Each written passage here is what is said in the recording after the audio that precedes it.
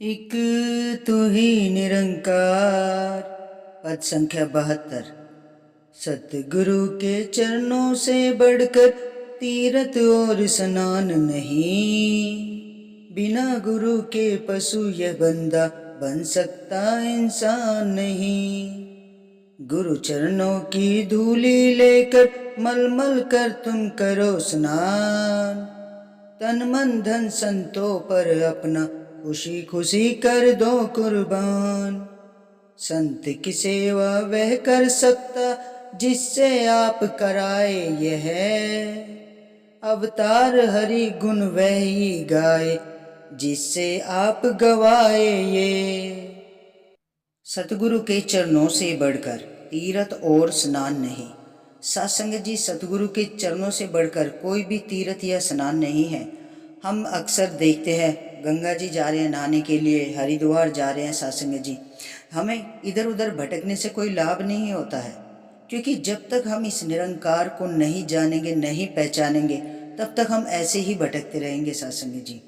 क्योंकि जब ये निरंकार जिसके भी जीवन में, हमारे जीवन में आ जाता है ना, तो हम भटकना अपने आप ही बंद हो जाता है सत्संग जी। हमें एहसास हो जाता है कि सब हर चीज़ इस सतगुरु के ही अंदर है, इसी के चरणों में ही है। इसके चरणों से जुड़कर ही हमें हर चीज़ की प्राप्ति होगी। चाहे आप कितने भी स्नान कर लो, हरिद्वार चले जाओ, गंगा जी चले जाओ, कुछ नहीं होने वाला है सत्संग जी। बिना गुरु के पशु या बंदा बन सकता इंसान नहीं, क्योंकि बिगर ज्ञान के मनुष्य का जीवन अधूरा होता है। गुरु के बिना जीवन अधूरा होता है मनुष्य का।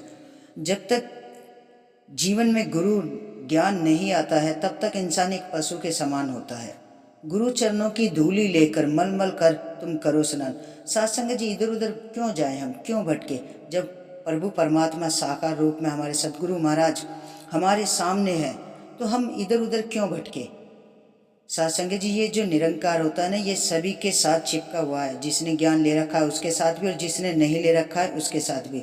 लेकिन सत्संग जी, जिसने इस ब्रह्म ज्ञान की प्राप्ति कर लिया, तो उसे सच्चे पातशाह का एहसास होता है।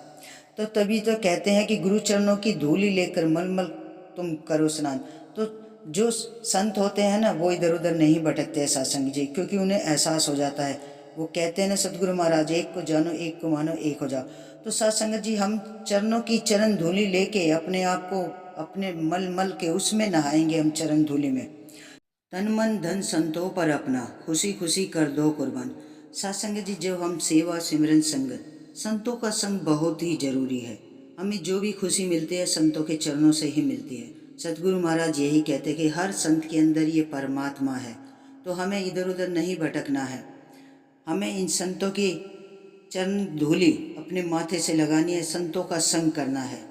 संत की सेवा वह कर सकता है जिससे आप कराइए। साथ संगत संत की सेवा भी नसीब वालों को ही मिलती है। जब इस परमात्मा का आदेश उपदेश आता है, ये जो सेवा लेनी होती है ये खुद ही करा लेते हैं।